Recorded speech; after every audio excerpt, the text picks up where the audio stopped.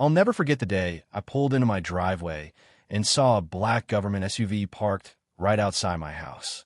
My stomach churned as I spotted two men in crisp, dark uniforms marching toward my front door, their faces stone cold. I bolted out of the car, heart pounding, and rushed inside.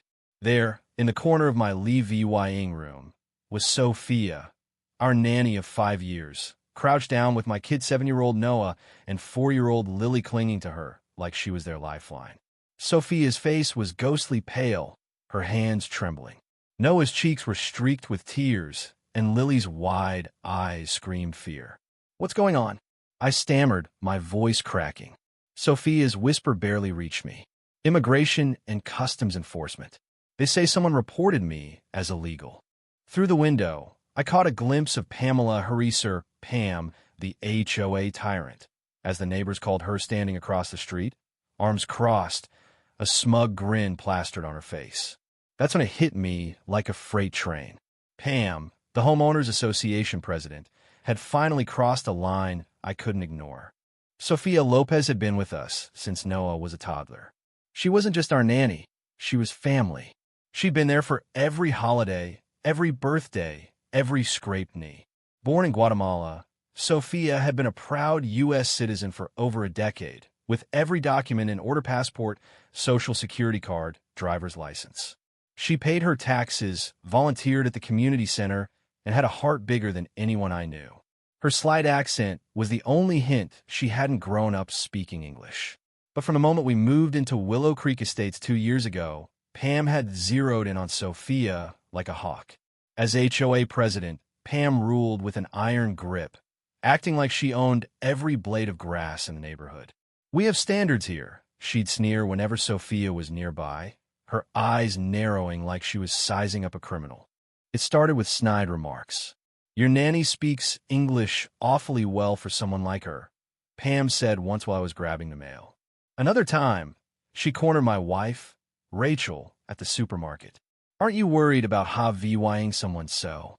Foreign around your kids all day?" Rachel shut her down politely but firmly. Pam didn't care. She'd always been a busybody, slapping fines on the Martinez family for parking an extra car when relatives VY sighted, or calling the cops on Mr. Lee's barbecue for excessive noise at 6 p.m. on a Sunday. But going after Sophia? This was personal. That day, as ICE agents questioned Sophia in our living room, I felt rage bubbling up. She calmly handed over her documents, her hands steady despite the fear in her eyes. The agents, to their credit, were professional. They flipped through her passport, checked her ID, and exchanged puzzled looks. After a few minutes, they apologized for the disturbance and headed for the door. I followed them outside, my pulse still racing. "Can you tell me who called us in?" I asked one of the agents quietly. He hesitated, then leaned in. "I can't give specifics, but the tip came from a Pamela Harris. Claimed she had proof your nanny was illegal." He glanced across the street, where Pam was now pretending to fuss with her already perfect rose bushes. "False reports waste our time and can be harassment. Just so you know." I thanked him and went back inside, my blood boiling but my mind sharp. Pam had gone too far, and I wasn't about to let this slide. That night, after tucking the kids into bed, Rachel and I sat with Sophia, who was still shaken. "I've done nothing wrong," she said, tears spilling over. "Why does she hate me?" Rachel took her hand. "This isn't about you, Sophia. It's about Pam's prejudice and her need to control everyone. But we're stopping this. Now." The next day I started digging. Pam had been busy. Neighbors told me she'd been snapping photos of Sophia coming and going from our house.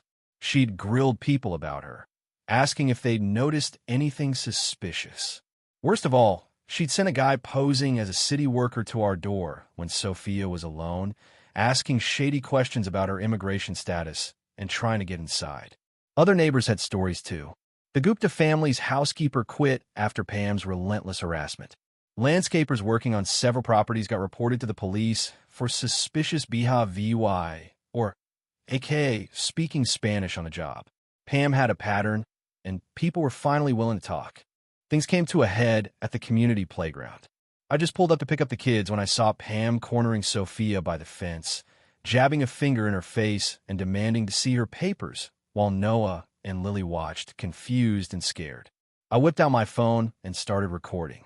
Pam's voice was venomous, ranting about illegals stealing American jobs and vowing to have Sophia deported. Sophia stayed calm, but I could see the pain in her eyes. That VY Deo was my trump card. I posted it to our neighborhood social media group with a full account of Pam's campaign against Sophia. The response was explosive. Neighbors flooded the thread with their own stories. Pam had bullied the community for years, but fear had kept everyone quiet. Now, with the VY Deo out there, people found their courage. Pam, of course, doubled down. She called an emergency HOA meeting to clear her name, claiming she was just protecting property values. But her lies fell apart when neighbors played recordings of her racist remarks about everyone from the Chins to the Diazes. The knockout punch came from her former HOA VYC president, who'd saved emails where Pam outlined her plan to target suspicious-looking workers in the neighborhood. We took it all to the police, the VY Deo, the recordings, the witness statements, the fake IC report. 2 days later, I pulled into my driveway and saw a police cruiser outside the HOA office. Officers were leading Pam out in handcuffs as she screeched, "This is outrageous." I was protecting our community.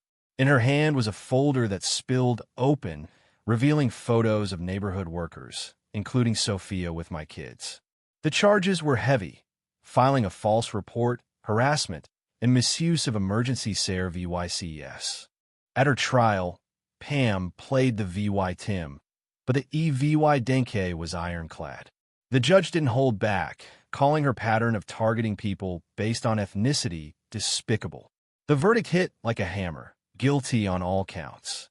6 months in county jail, a DULA $5,000 fine, and 3 years of probation, during which she was banned from any HOA or community board. Pam's smug facade cracked. "I was right to be suspicious," she wailed as the bailiff dragged her away. She didn't look American. The final twist came when the local news dug into Pam's life. Turns out, her husband's construction company had been fined 3 years earlier for hiring undocumented workers. The irony was almost too much. His red-faced scramble to pay her bail hinted at the storm waiting for her at home. Sophia and the kids bounced back, but the scars lingered. Our neighborhood felt lighter, like a weight had lifted. Pam's reign of terror was over, but the damage she did to Sophia to our community wouldn't fade overnight. What do you think? Was Pam just a misguided busybody, or was her prejudice the real crime? Should false reports like hers carry even harsher penalties? And how far would you go to protect someone you love from this kind of harassment? Drop your thoughts in the comments. Hit that like button if this story fired you up, and subscribe for more real-life drama that'll keep you on the edge of your seat.